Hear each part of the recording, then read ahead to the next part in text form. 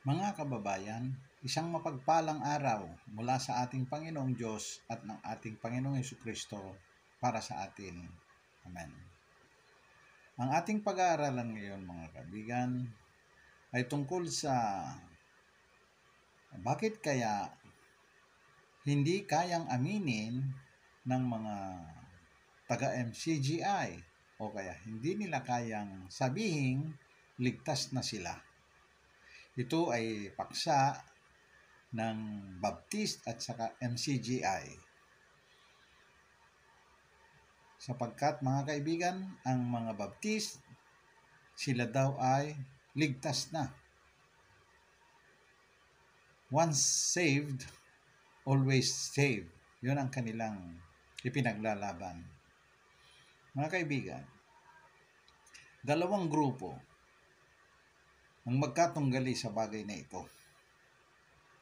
Dito naman sa atin, mga kababayan, sinasabi naman natin na itong dalawa ay aminin man nila o meron man isa sa kanila na umaamin na sila ay ligtas na. Ang katotohanan po ay wala sa dalawa ang may tatak ng kaligtasan, sapagkat ang tatak ng kaligtasan, mga kababayan, ay tamang bautismo. At isa pa na tatak ng kaligtasan ay tamang pangalan ng iglesia na kinaaaniban. At ang isa pa ay ang tamang pagtatala, pagre-record ng mga pangalan ng mga kaanib upang maitala ang kanilang mga pangalan sa aklat ng buhay ng Kordero. Tatlo yan, mga kaibigan. Mga kababayan, take note. Tatlo yan. Tatak ng kaligtasan. Yan po ang tatlong susi ng kaharian ng langit. Okay? Panoorin po natin ang paksa na kanilang tinatalakay nang sa ganun ay meron po kayong pagbabatayan sa aking mga sinasabi. Sila pong dalawa ay hindi taglay ang mga tatak ng kaligtasan. Simulan po natin, mga kababayan at mga kaibigan. Kaya ang sabi ni Pablo, narinig niya ito kay Kristo hinahampas ko ang aking katawan. Sinusupil ko ang aking katawan. Baka sakali sa anumang paraan, pagkapangaral ko sa iba, ay ako rin ay itakwil. Nagtatakwil po ang Diyos, mga kababayan. Nagtatakwil ang Diyos. Lalo na pag hindi ka gumawa.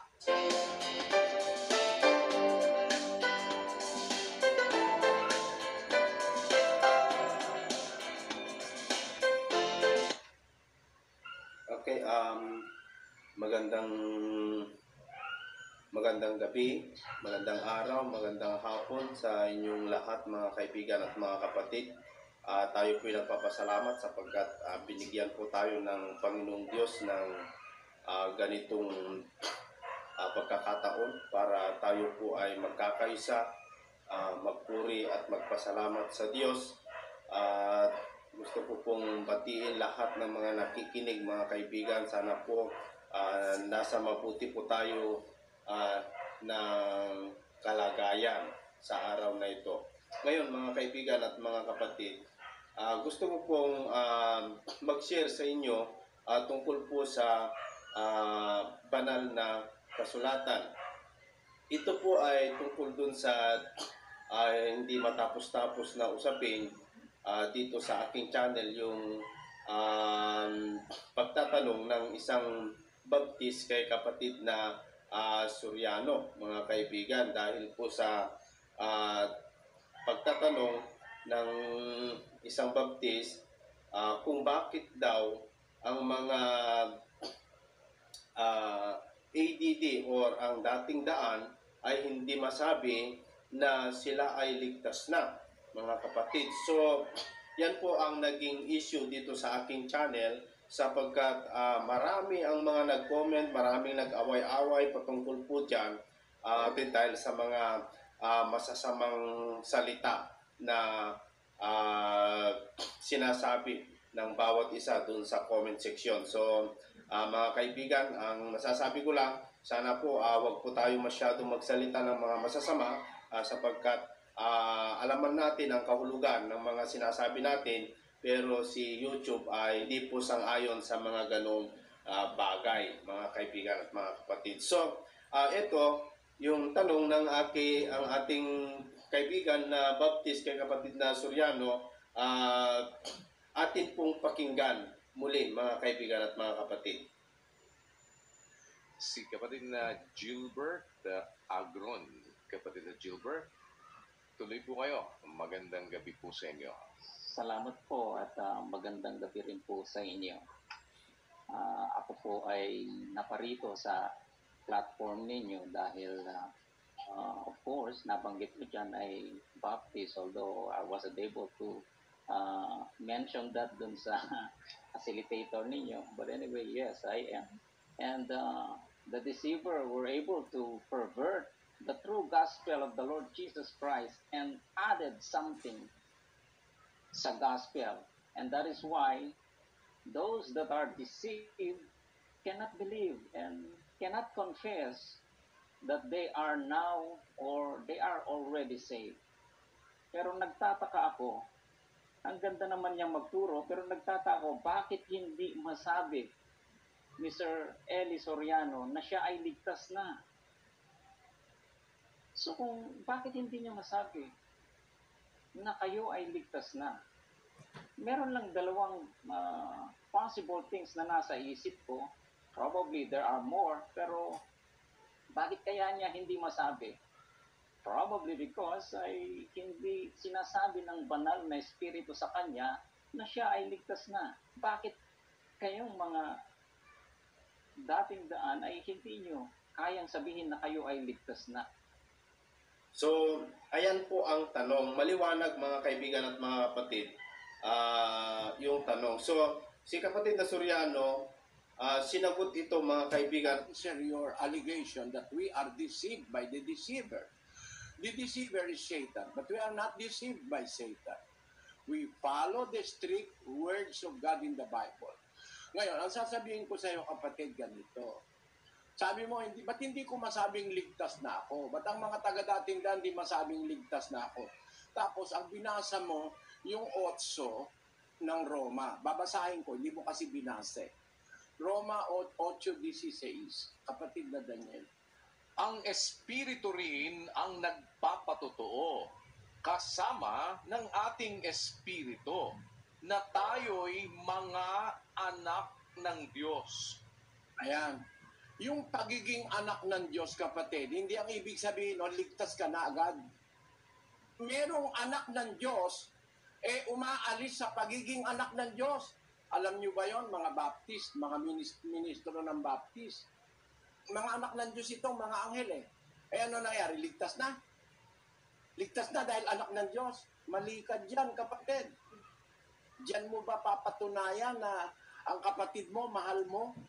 Nagsasalita ka nang hindi mo naiintindihan Kung talagang mahal mo ang kaluluwa ng kapatid mo, magsuri ka muna. Hindi ko may nabasa ka na, dahil tinanggap mo espiritu, anak ka na ng Diyos, kung lumayas sa'yo, alam mo ba na pwedeng lumayas ang Espiritu Santo ng Diyos? Ligtas ka na, sabi mo. 51 Gs ng awit. Pakinggan niyo, mga kapatid. Likhaan mo ako ng isang malinis na puso, O Diyos, at magbago ka ng isang matuwid na espiritu sa loob ko. Huwag mong akong paalisin sa iyong harapan, at huwag mong bawiin ang iyong banal na espiritu sa akin. Tama, binabawi yan, hoy. Hindi ko mo may espiritu ka, tarantado ka naman, ayaw mong gumawa ng mabuti. May anak ka pa rin ng Diyos, ligtas ka pa rin, ayaw mong gumawa ng mabuti. Tapos sasabihin mo, dinadagdagan ko ang ebanghelyo. Yung paggawa ng mabuti, hindi ko dinagdag, nasa ebanghelyo yon. Inalis ng mga baptist. Ang Diyos pwede niyang bawiin ang kanyang espiritu. Pag nagsalaula ka, kagaya nung miyembro sa Korinto, ligtas ba yon? 5:1 hanggang 3, kapatid na Daniel, ng unang Korinto. Sa kasalukuyay nababalita na sa inyo'y may pakikiapid. At ang ganyang pakikiapid ay wala kahit sa mga hentil, na isa sa inyo'y nag-aari ng asawa ng kanyang ama. At kayo'y mga mapagpalalo, at hindi kayo bagkus ng alumbay upang maalis sa gitna ninyo ang gumagawa ng gawang ito. Sapagkat ako sa katotohanan, bagamat wala sa harapan ninyo sa katawan, ngunit ako'y nasa harapan ninyo sa espiritu. Akin ngang hinatulan na ang gumawa ng bagay na ito na tulad sa ako'y nahaharap sa pangalan ng ating Panginoong Hesus, nang nangagkakatipon kayo at ang aking espiritu na taglay ang kapangyarihan ng ating Panginoong Hesus, upang ang ganyan ay ibigay kay Satanas. Nakita mo, di ba miyembro ng iglesia yan? Pero gumagawa ng masama, ayaw mo gawin yung mabuti. Ang ganyan, ibigay kay Satanas sa ikawawasak ng kanyang laman upang ang espiritu ay maligtas. Kaya yung espiritong ibinibigay ng Diyos sa bautismo, inaalis yun. Pagka ititiwalag ka sa iglesyang totoo, may tiwalag sa inyo yata, walang tiwalag eh. Kahit ano gawin nyo, ligtas na kayo eh. Yan ang masama sa iglesia ng Baptist. So, maliwanag naman yung kanyang sagot na dahil po doon sa doktrina ng Baptist, mga kaibigan, na once you are saved, always saved. Yun po yung pinupuntusan ni kapatid na Soriano na hindi porket sinabi ni Kristo na ang mananampalataya ay ligtas na talaga. Parang ganito yan, mga kaibigan. Gusto ko pong bigyan ng linaw sa aking naunawaan, mga kaibigan, sapagkat ewan ko kung makuha ninyo yung mga iba, yung linaw ng sagot ni kapatid na Soriano. Parang ganito, mga kaibigan. Ang Diyos ay, ito po ang Diyos, mga kaibigan. Ito ang Diyos. So, ang kaligtasan, mga kapatid, binigay niya ang kaligtasan at yun ay si Kristo. Binigay niya ang kaligtasan at si Kristo yung kaligtasan.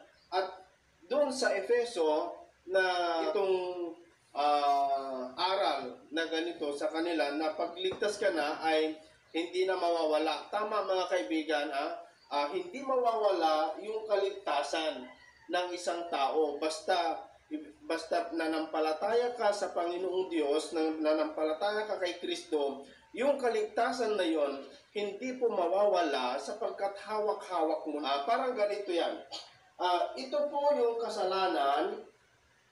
So, nung bumaba ni Kristo dito sa lupa para mangaral at lahat ng nanampalataya sa Kanya, ito po yung sinasabi doon po sa Biblia na sinasabi ng Apostol Pablo na mula kadiliman, ito po kasi yung kadiliman, mula kadiliman ay inilagay tayo dito sa liwanag, mga kapatid. So, tama yung sinasabi ng mga kaibigang Baptist na talagang ligtas ka na. Hindi po yun mawawala, mga kaibigan. Pero sabi ni Kristo, ligtas ka kung meron siyang kung, mga kapatid. So, dito po, ligtas ka na dito. Ligtas ka na. Pero, ang alalahanin mo, kahit hawak-hawak mo yung kaligtasan, ito po yung sinasabi ni kapatid na Soriano na kahit hawak-hawak mo yung kaligtasan, still na andito ka pa rin sa mundo. Andito ka pa rin sa mundo at si Satanas, pwede ka pa rin hatakin mula dito sa kaligtasan mo, pwede ka pa rin hatakin i-down para pupunta ka ulit sa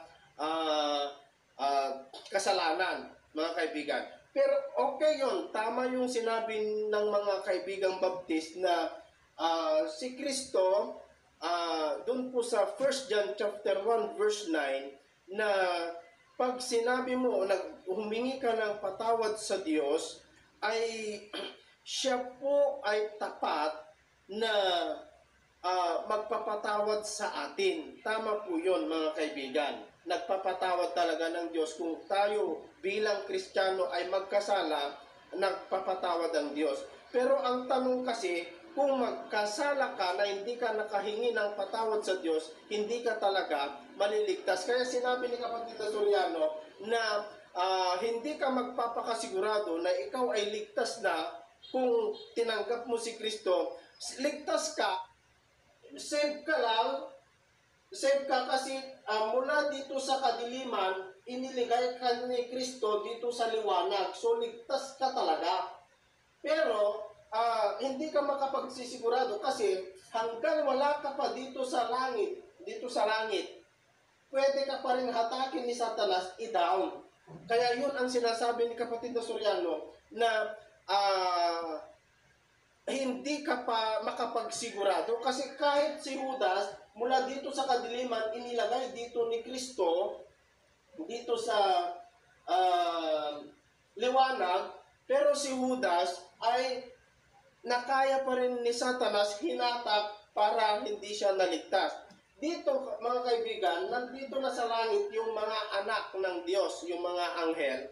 Nakagawa pa sila ng kasalanan at naitakwil pa. So, pwede ka pa kasing matukso at mahulog. Kahit sinasabi mo na pinaging banal ka na ni Kristo, oo, tama, banal ka na. Pero, si Satanas kasi may freedom pa siya. Pwede pa siyang pumunta sa iyo para linlangin ang tao, mga kaibigan. Pag tinanggap mo si Kristo bilang tagapagligtas at nanampalataya ka, sinunod mo yung kanyang kagustuhan, yung pangalan mo nakasulat na dito sa Book of Life. Pero yung nakasulat dito, mga kaibigan, pag nakagawa ka ng kasalanan, ito po yung ipinupuntos ni Kapatid na Soriano na pag nakagawa ka ng kasalanan na mabigat at na hindi ka nakapaghingi ng kapatawaran sa Diyos at ikaw ay namatay, hindi ka po ligtas. Kaya ang sabi ni Pablo, narinig niya ito kay Kristo hinahampas ko ang aking katawan. Sinusupil ko ang aking katawan. Baka sakali sa anumang paraan, pagkapangaral ko sa iba, ay ako rin ay itakwil. Nagtatakwil po ang Diyos, mga kababayan. Nagtatakwil ang Diyos. Lalo na pag hindi ka gumawa. Yun po ang gustong sabihin ni Kapatid na Soriano kung pinakinggan natin mabuti, mga kapatid. Tama po yung sinasabi ng mga kapatid na Baptist at saka yung mga ibang relihiyon na hawak-hawak mo talaga yung kaligtasan. Hawak-hawak mo. Walang makakatanggal yan. Parang ganito. Pag ikaw ay nakapag-graduar na bilang abogado, kahit sino, kahit yung magnanakaw, yung kriminal, hindi niya po yan makukuha. Hindi po niya, walang makakaagaw sa iyo yan. Yung titulo mo bilang professional, bilang graduating na abogado, walang makakakuha yan. Kahit sino, mga kaibigan. Pero, alam mo lang kung paano mawala yan sa iyo? Ikaw din. Tignan mo, yung mga sundalo, kapitan or general, pag nakagawa sila ng malaking kasalanan at napatunayan, tatanggalan ng gobyerno ng pagka-general o tatanggalan nila ng tsapa. Yan. At dahil yun, doon sa, parang ako, kung ako ay general at nakagawa ako ng kasalanan, ako din ang nagtanggal doon sa tsapa ko. Mga kaibigan, kasi lumabag ako ng kautusan. Totoo, general na ako, professional na ako. Walang makakaagaw yun. kahit mamatay ako, hindi nila pwedeng kunin. Wala talaga makakakuha. Yung kaligtasan, ganun din mga kaibigan. Hawak-hawak mo, walang makakakuha yan. Kahit pa si Satanas, hindi niya kayang agawin yan. Maliban lang, kung papayag ka doon sa ipapagawa ni Satanas na kasalanan, pwedeng matanggal yan. Yan po ang ibig sabihin ni kapatid na Soriano na hindi po pwede yung sinasabi ng mga iba na once you are saved, always saved. Kasi pwede mo kasing mawala yung tsapa mo bilang general o yung lisensya mo bilang abogado kung makagawa ka ng malaking kasalanan. Sana po makuha nyo yung puntos mga kaibigan. Saka mo lang masabi na ikaw ay ligtas na kung andito ka na sa presensya ng Diyos sa langit. Kasi pag nasa langit ka na, wala na kasing pwedeng makatukso sa iyo doon dahil sa langit wala ng kasalanan. Sana po makuha nyo mga kaibigan. Tama lahat yung mga referensya, yung mga paliwanag ng mga kaibigang Baptist doon po sa comment section ng aking YouTube account, mga kaibigan. Tama lahat yon na tayo po pinaging banal mula kadiliman, nilipat tayo dun sa liwanag. Tama po yon, ligtas tayo, hawak-hawak natin ang kaligtasan. Pag namatay tayo, sigurado ligtas po tayo mga kapatid. Pero hanggat buhay kasi tayo, yun po yung sinasabi ni kapatid na Soriano na hanggat buhay ka pa, hindi ka makakapagsigurado kasi andyan pa rin si Satanas. Hindi pa nakakulong si Satanas, hindi pa naihagis dito sa lupa para ibulig sa kalaliman.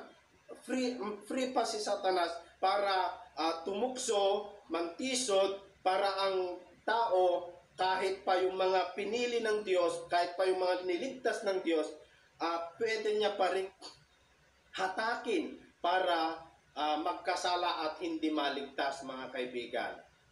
Sana po nakuha nyo yung puntos mga kapatid at maraming salamat sa inyong lahat mga kaibigan sa laging panunood sa aking channel. At kung hindi ka pa nakapag-subscribe, sana po mga kaibigan para nakasunod ka sa mga video susunod, mag-subscribe po.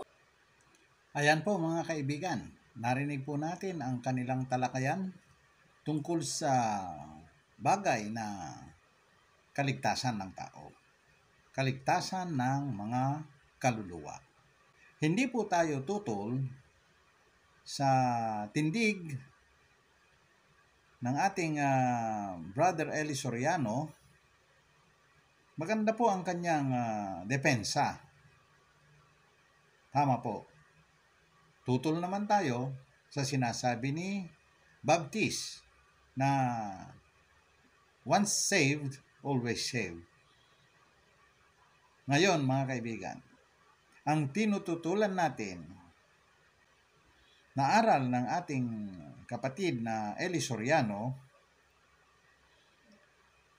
kung bakit hindi nila masasabi na sila'y ligtas na. Mga kaibigan, ang ating tinututulan kung bakit hindi masabi ng mga taga-MCGI na sila'y ligtas na ay wala sa kanila ang tatak ng kaligtasan.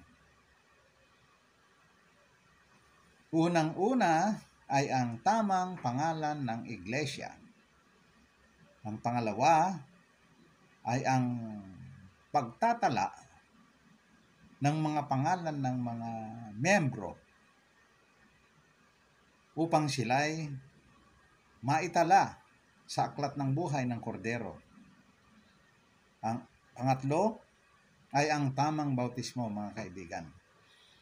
Kaya sa dalawang magkatunggaling relihiyon, ang Baptist at ang MCGI ay pareho po na walang taglay na tatak ng kaligtasan.